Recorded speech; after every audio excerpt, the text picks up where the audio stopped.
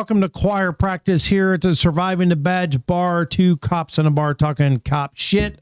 We are back, Surviving the Badge here, guys. And tonight we are going to continue with episode 5 of our series on So You Want to Be a Cop. So You Want to Be a Cop. Yep. What's next, LT? What's next is you've just completed your FTO program, your field training. Hell yeah. And you finally got assigned your car, and you are going to be setting up your own car. Hopefully you have a take-home program at your agency, wherever that might be. You think there's any agencies out there now that are not, man, maybe newer agencies? Or little tiny ones or something, you know? I don't know. God, I hated that so much. Yeah, most of them are not hot seat, and most of them, I mean, your monster agencies like New York City, all them, they don't have take-home cars until you get to be, you know, detectives and all, but I'm sure that they just have a briefcase and, you know, everything else is already set up in the car. Oh my God. Yeah. That monster briefcase. Jesus. All your reports and shit in it. But hopefully you've already been assigned a car and you've already kind of had a chance to set it all up and everything while you're in your shadow phase of your field training. But every department's different. You know, it's hard to say.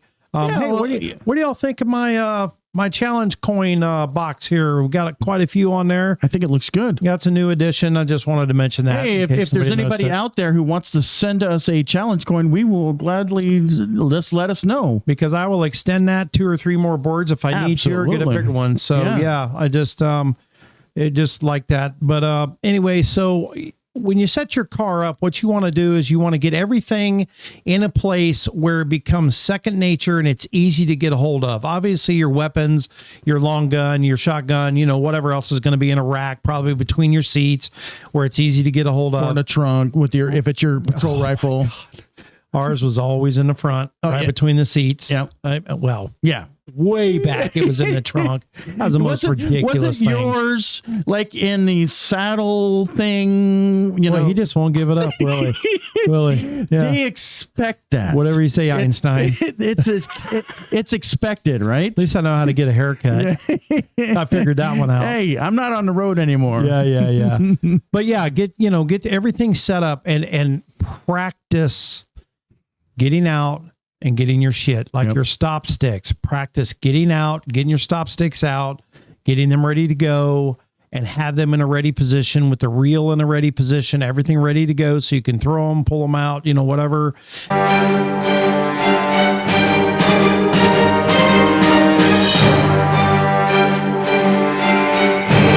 And practice getting that long gun out of that rack 1,000 freaking times before you get out there and get into some shit where all of a sudden either your handgun is disabled by firefight or God, they take it from you or something, and you got to get that long gun out. We're going to talk about in the Florida Man issue here, our Florida Man show here, or next show next week, where the guy got into their patrol car and tried to take their long gun out, and they shot him dead. Yeah, absolutely. And so, I mean, you know, make sure everything's secure, make sure it's patrol ready. Were you guys training like at the range, like parking a patrol car there and then getting out, retrieving, and then engaging? Yes. Okay, yes. Good. That's how it should. Salute moment for the fallen, and a thank you to our sponsors. Contact Mainstreet Realty for all your real estate needs. This power team includes Tom Clem, a veteran Marine and retired law enforcement professional. Should be. We would actually pull up. We did it my last couple of years there. You would pull up, you would fire from the vehicle. Okay, good. And you would pull up, jump out, have to run to a barricade, you know, whatever, get behind the barricade, fire, and then go back into the vehicle, get your long gun, get out of the vehicle, and then engage with your long gun. Yep. We did practice that a lot. And I'll tell you what, you ought to seen the fumble fucks trying to do that. It was an absolute comedy of errors. You've got to train people so that they can perform. And it's an old saying, you're going to perform like you train. Absolutely. And like we used to do one-hand shooting and reloading. Yep. It's funny with my students, I'll give them, I have an airsoft gun. We talked about them last week, but it has a magazine in it. Right. And I'll give my students this airsoft gun with 2 magazines, one in their belt and one and I said, okay, this arm is shot. Reload. And they're like, and if you don't train somebody to do it properly, you are doing a disservice to your officer. You really are. And if you don't know what we're talking about and you don't know how to do that, then you need to get with your damn FTO or your range instructor and tell them, hey, I was never told or showed, or I forgot how to reload my weapon with only one hand. Yeah. And if you haven't practiced that, I'll tell you what, I shoot at a close distance, not a long distance, but at a close distance. I shoot 90% as good with my left hand as I do with my right hand because I practice with it all the frickin' time. You know, I think I have a theory. I've never done any studies on that, but I have a theory of why a lot of people, because I do the same. I shoot pretty well with my left hand, and I think subconsciously we focus more because we're like, oh, this is our offhand. We really got to focus now. I agree.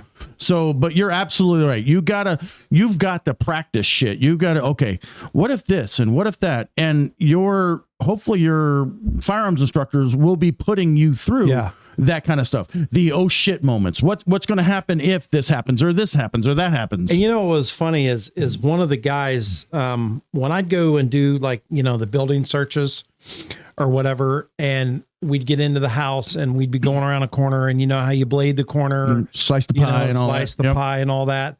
Well, I would transition to my left hand. Yeah. When I was going around a right hand corner. Yep. So that I didn't have You're not exposing yourself. Expose myself. Yep. And I would go back and forth, hand to hand to hand to hand. And those guys, and a couple of people look at me and go, what are you doing? And I'm like, okay, you don't do that? And they're like, no. And I'm like, why? And they're like, well, because I suck with my left hand. And I said, well, that's a problem, boys and girls. Yeah. I said, you better start practicing with your left hand. Hell, half of them couldn't even qualify with the right hand barely. I mean, seriously. I mean, it was terrible. I'm like, if you're not comfortable with that gun, and God love him, we had one guy, and you know who I'm talking about. He would say, I got a cue. Got a cue. I know exactly what you're talking about. And that's all he cared about. That's all that matters.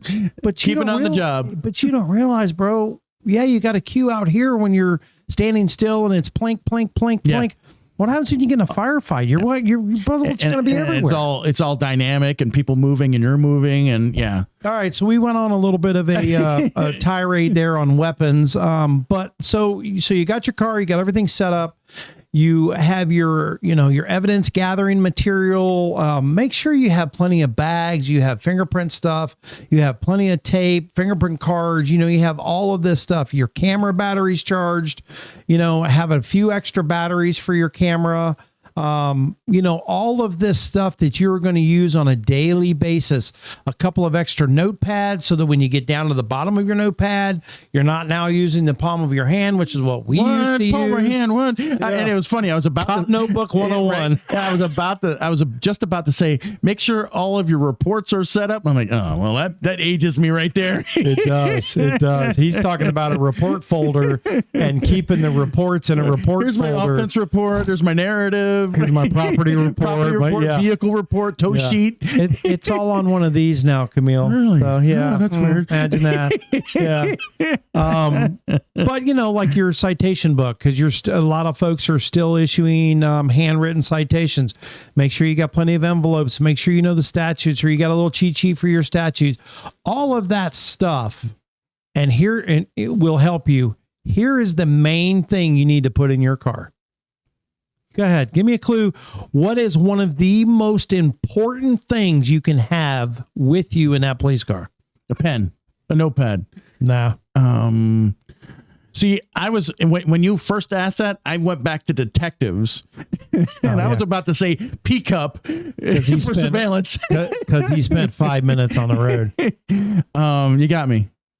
Spare underwear. Oh, okay. I never thought about that. Spare underwear, because what's going to happen? You're going to get on a scene and you're going to have a case of the trots and a little squirt is going to come out of somewhere you don't want it to come out of. And now you're going to be sitting around in soiled underwear. I'm telling you, you should always have a spare change of clothes. Period. Absolutely, because you're going to get sweaty. You're going to get dirty. Spare pair of underwear, spare pair of socks, an undershirt. And maybe if they give you enough of them, an extra uniform in your locker or in your car or something. Because inevitably, what's going to happen is that little accident's going to happen, and you're going to be running to Walmart hoping they're open 24 hours buying some underwear. I'm just telling you, take it from a cop that was a cop a long damn time.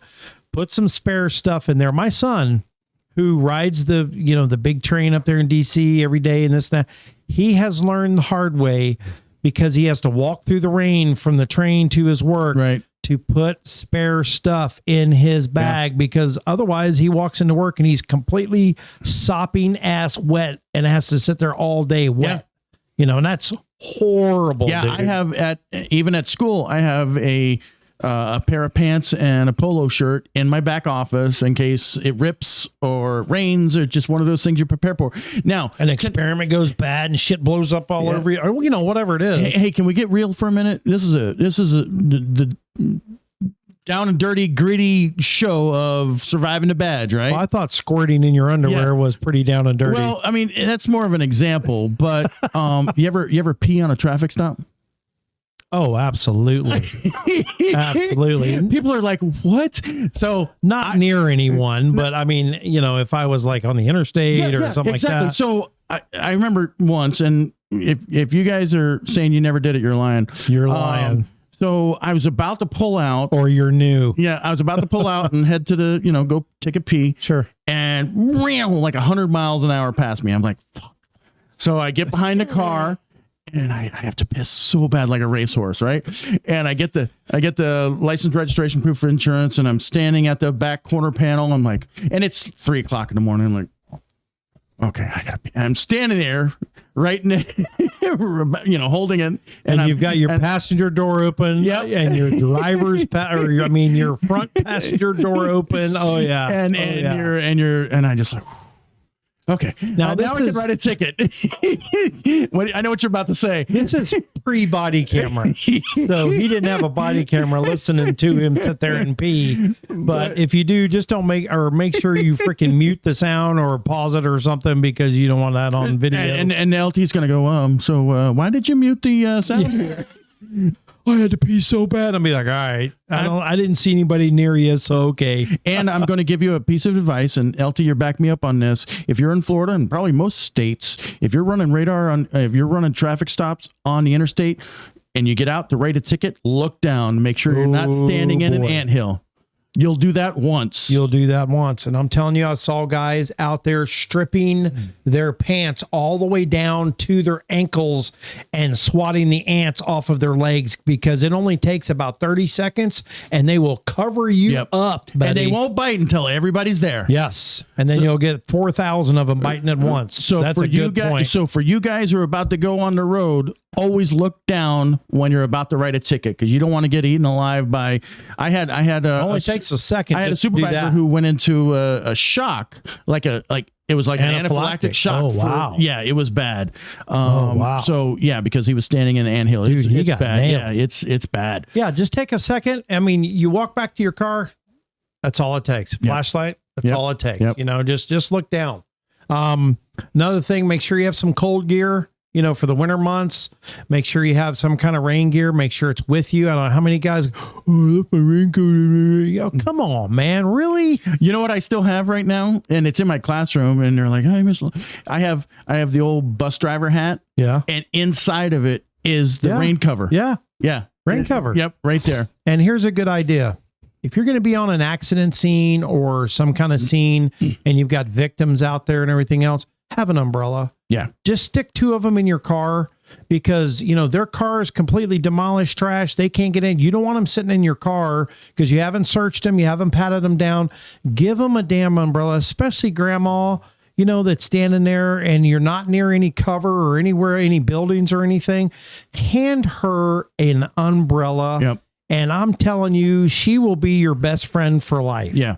And you can get them at freaking Lowe's for $4.99. I mean, go grab 2 or 3 of them big umbrellas and just throw them in your car.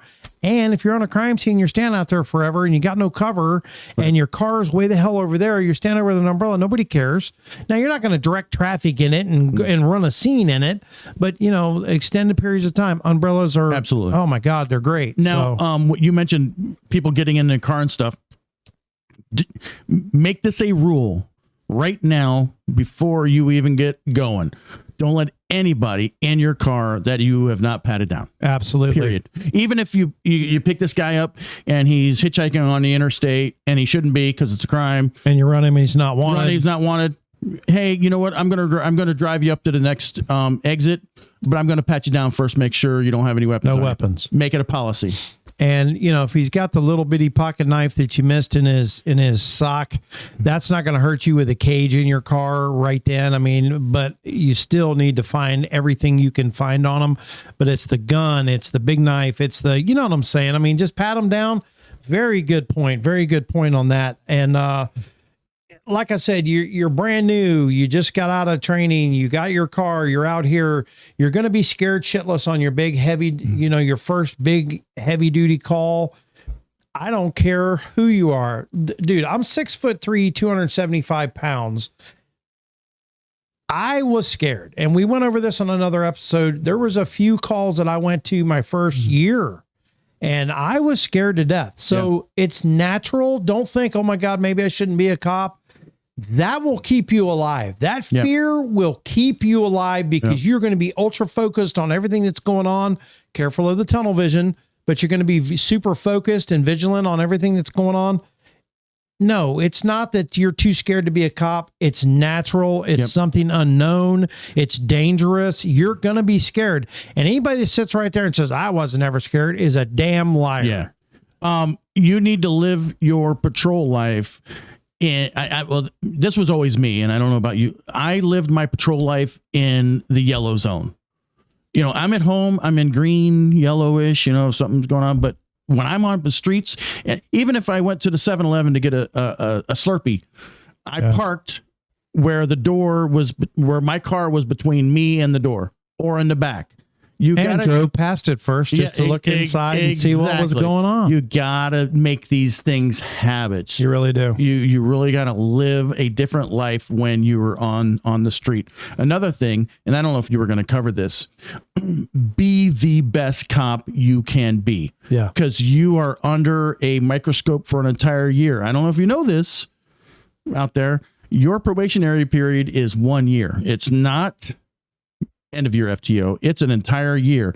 And it could be longer in some agencies. Yeah. Who knows? And what happens in that? Can they just get rid of you in that? Yeah. See ya. Bye-bye. They have to have no reason whatsoever. Yeah, you're still afforded the officer's bill of rights as far as them questioning you in an internal investigation and all that.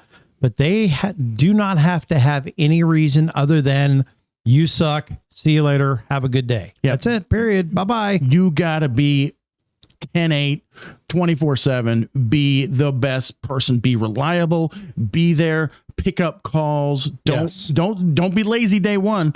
Right. We've got a dog barking call. 16, I'm on that. Yeah. Because your sergeant is going to recognize that. Your zone partner is going to see, all right, he or she's not a real slack ass. But also don't get abused by your shift mates either, because they will do that. They will be like, oh, he's the rookie. He needs this experience. Screw him. He can go take those reports. Stand up for yourself if it gets really bad and it gets shitty. I mean, yeah, you're going to take some shit. They're going to rag your ass and you're going to take some shit. But to a point, you have to be standing up for yourself and say, hey guys, I don't mind helping out here, but how come I have 7 reports? I'm not in field training anymore. How come I have 7 reports and you guys have none? My zone was not that freaking busy, and you'll get the old, well, I'm a little tied up over here on this, blah, blah. Can you take that? It'll happen. Trust me, especially with some of these. Suck it up. No, you don't. You got to take it. You got to take it. You got to take it for a little while. You got to take it. Don't be a big wuss. That's because Mr. Camille doesn't like confrontation. No, that's the only reason. No, you gotta, bullshit. You don't like confrontation. You gotta make your bones when you're on the street, bones. and you gotta put up with it. And the character is how well you put up with it. Okay, don't be a little bitch for a little while. Don't be a little bitch about it. Sarge, they're giving me too much work. I didn't say go to Sarge. I didn't say go. I never said go to Sarge. Suck it up and write it. Nah, write that shit and be a damn good report writer. We and will be agree to disagree. It. Yeah, because I'm right. Yeah. Okay. One thing that I will tell you also is don't leave your shit around. Yeah, because I will tape that shit up. Don't leave your shit around unattended. Carry your shit with you, because these guys who give you all the reports will fuck with your stuff too. I will evidence tape your shit together, and you will never get it all off if you leave your notebook and your freaking report folders and ticket books and all that shit laying around unattended. Yeah, your first year there, you're a target, but you still don't have to take everybody's reports. You have to take some shit, though. You will take some shit, and you have to smile about it. You do. Yes, I agree with that. Now, if you want to go farther in the agency, this is the time to shine, because this is the time to start. LT is going to say, hey, we're looking for, 2 years in, we're looking for somebody in this position. Oh, you know what? Robinson over there, he's awesome. Look at his activity. Yeah, he's humping her activity. He's humping it. You're stopping cars. You're doing activity. Making arrests. Yep. Chipping in, being backup. Solving this case, solving that case. Yeah, you're kicking ass. Just because you're not a detective doesn't mean you can't solve cases. Yeah. Yeah. The old saying, big cases, big problems, little cases, little problems, no cases, no problems. Yeah, that's fine if you're a lazy ass and you don't want to do anything. Right. I had as many big cases as I could possibly had, and I didn't have any big problems because I did them right. Yeah. If you do them right and you do them right the first time, you don't have to worry about that bullshit. Yep. And repetition will make you better, especially if you have a good sergeant who's going to say, hey, you know what, this is a good paragraph here, but maybe not this in here, and you'll get that. And then burn copies of those and keep them in your little folder or whatever, so you can say, hey, he said I really did good on this burglary report because I put all this. Let me just kind of keep that so I can kind of copy that narrative. And a lot of these report systems will let you copy a template. So you just have a damn template there, and all you got to do is change the times, dates, names, and what kind of evidence, whatever it was. You can have a whole template set right there, and every report looks like a carbon copy. Boom, boom, boom, boom, except for any differences, that you did. But no, that's a good point. Last thing I'm going to say, because I don't know if you have anything else to say. Speaking about report writing, you've got to write a report knowing that the first person reading that report, arrest report, after you've submitted it, is the judge. Yeah. Determining your probable cause. Yep. That's how good your report is, because they're going to look at it at first appearance, and their number one job at first appearance is determine probable cause. That's right. This officer's an idiot. There's no probable cause. I was going to say, and if you dismissed. Yep, absolutely. And buddy, you want to try to freaking file a case and try to get the state attorney to refile a case after you've effed that up because you didn't do it right? No, don't. Just do it right the first time. Absolutely. And if you have any questions, ask. There's plenty of senior folks that are around that will help you out in a heartbeat with, hey, Josh, should I word this? Should I put this in here? Absolutely. Yep. Absolutely. That's what's great about having the wealth of knowledge that you have there at the agency. Yep. It really is. So embrace those senior folks, unless they're lazy, worthless bastards, which every agency has them. But, the ones that are actually still out there doing the job and they've been around for, 5, 6, 7, 8, 10 years, man, make friends with them. Yep, absolutely. Pull them in close, when you're on the job, and man, they'll help you out. Absolutely. Hopefully. All right. Well, that's all I got. Okay. And just remember, at Surviving the Badge, we still got your 6. Salute. Don't forget to like and subscribe, folks. We need those thumbs up. Thank you.